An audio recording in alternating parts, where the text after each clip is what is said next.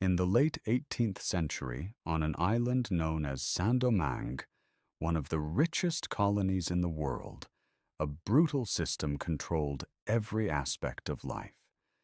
The land was filled with beauty, but behind that beauty was suffering, fear, and injustice on a massive scale.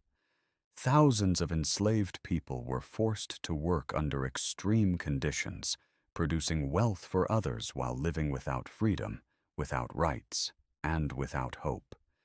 It was a world where power belonged to a few and pain belonged to many. In this harsh environment, a girl was born. Her name was Cécile Fatiman. From an early age, Cécile witnessed the reality around her. She saw people pushed beyond their limits, punished without mercy, and treated as if their lives had no value. But unlike many others, she did not only see the suffering. She began to understand it. As she grew older, she developed a deeper awareness of the world around her. She realized that the system controlling their lives was not unbreakable. More importantly, she understood that fear was the foundation that kept it alive. At the same time, Cécile became connected to a spiritual tradition that had been carried from Africa. This tradition, known as Vodou, was not simply a set of rituals. It was a source of identity, unity, and strength for the enslaved people. Through gatherings held in secret, people shared their experiences, their beliefs, and their hopes for something different. These moments created a sense of connection that went far beyond fear. They created the beginning of resistance. During this period, Cécile met a man named Dutty Boukman, a leader who believed that freedom was not something that would ever be given willingly. He believed it had to be taken. Together, they began to organize, not in the form of a traditional army, but as a network of people united by a shared purpose. They understood that real change would require more than anger. It would require courage, trust, and a moment strong enough to unite everyone. That moment came in August of 1791. Deep within a hidden forest known as Bois Caïman, a group of enslaved people gathered under heavy rain and a dark sky filled with thunder. The atmosphere was filled with tension, but also with determination. At the center of that gathering stood Cécile Fatiman.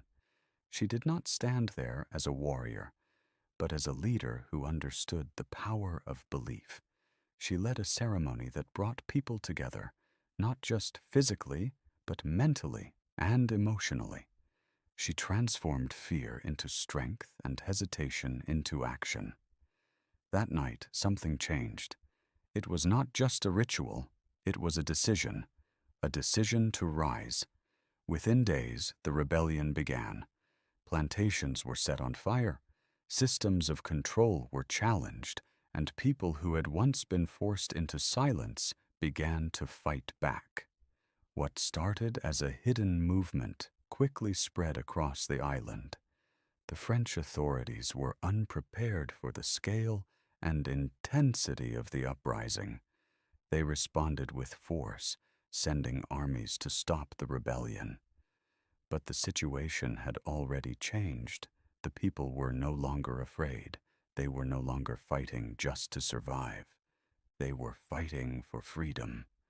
The conflict that followed was long and difficult. Many lives were lost, and the cost of resistance was high. However, the idea behind the movement could not be destroyed. It continued to grow stronger with every battle. Years passed, and against all expectations, the enslaved people of Saint-Domingue achieved something the world had never seen before. In 1804, Haiti became the first independent Black republic in history. This moment changed the world forever. Behind this transformation was not just violence or war, but a shift in mindset. It was the realization that even the most powerful systems can fall when people unite and refuse to remain in fear. Cécile Fatiman did not lead armies into battle, and she did not command forces on the battlefield. Instead, she played a different role, one that was just as powerful. She helped awaken a people.